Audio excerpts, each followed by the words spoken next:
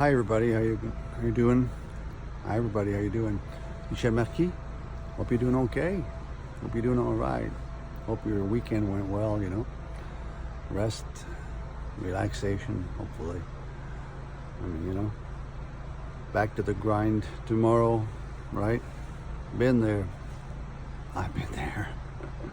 Oh yeah, big time. Many years. So I'm still doing my own grind in another way, but I know it's not. I know what you mean. It's not the same. I know. I've been there. Oh yeah, I've done it. I've done all sorts of jobs, in my life. I cleaned floors when I was a kid. When I was young, 16, 17. Delivered pizzas and delivered packages. Courier service when I was young. Did a lot of hard jobs. Cleaned dishes. Yeah. I cleaned the floors of the university before I ever went there. You gotta do what you gotta do, right? Stay clean. Once I was connected, to spiritual thoughts and vision of life. And that happened when I was about, 16 is when it really happened. Well, there was some connections before, but hell. It's not hard to understand, look at me. I'm 50, I'm 62. I was born in 1957. So at 64, I'm 7 years old. You understand? I'm 7 years old. And it ain't easy. It ain't cool. My mother's broken up with my father.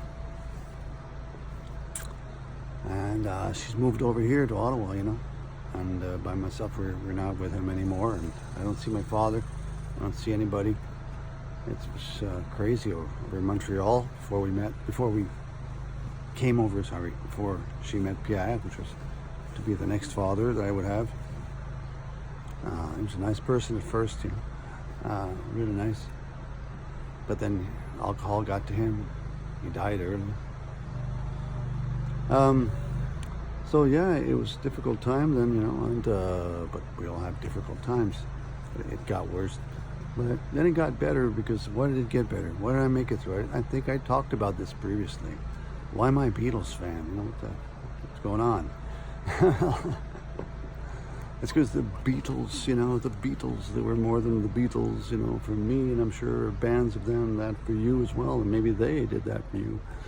Their songs basically allowed me to sing, be happy. I really love, I don't know what I'll tell you, I was 7 years old when I heard in the back of my brother's car, the convertible. We were driving still, and I was still in Montreal, so I was 6.5 or maybe 7, just came out. Because it's in that summer that we moved from Montreal to Ottawa. But we were still in Montreal, and I remember in the back of my brother's car, my older brother, because he was 11 years older than me, and then I remember my dad and the uncles, they were playing like country music, I'd heard it now and then, in the living room, but not much. But when what was it? It was I Want to Hold Your Hand. Wow, when that song came on, that and then She Loves You, one after the other. Hello, that was it. That sound, that was harmonies, and that sound that they were able to produce, it came right into my heart, It changed me. I was so happy with it. I was so happy with that sound. And all the songs they did, my first album I bought, I was 8 or 9, it was a Beatles album, Beatles 6. It was, of course, we got the US, North American albums here in Canada. And so I really became a big Beatles fan as a child because of they made me happy. And singing those songs made me very popular with friends too. I have to admit. And with my little girlfriends around too, we were all friendly, and I must say it made me popular. But I'm not that. I just enjoyed singing them so much because they took me out of my reality, which was not a good reality. It was a difficult family situation. There was alcoholism. My mother was working hard. She had to learn to be a waitress, to start earning a living at 40, I'm 7 years old, and she's doing her best. Her new boyfriend wanted to be a good father. He's turning out to be an alcoholic. He brings his brother in. He's an alcoholic too. It wasn't pretty. So the Beatles, the songs, Help, Hard Day's Night, Want to Be Your Man, all of those songs, all the songs I could, From Me to You, Please Please Me, all the other early songs, then into all of the other songs after, right up to Hey Jude, right up to Get Back, of course, but all in the middle, all the songs, they were like coming out, and I was in a Yellow Submarine, for God's sakes. I'm 8 years old, and I'm singing it on the bus, you see. So they're very much part of my childhood healing. Part of my childhood healing, ability to coping. It became a coping element, I suppose. I never thought about it, but it got really bad at one point, family life, and to the extent where it was unbearable as a child. And by that time, I became a sort of young adolescent, and at that point, the Beatles were starting to come out with some heavy stuff, with some deep thought stuff that I didn't know, but they had picked up from Dylan somewhat. But I wasn't ready for Dylan to 12, But I was ready for the Beatles, that's for sure. And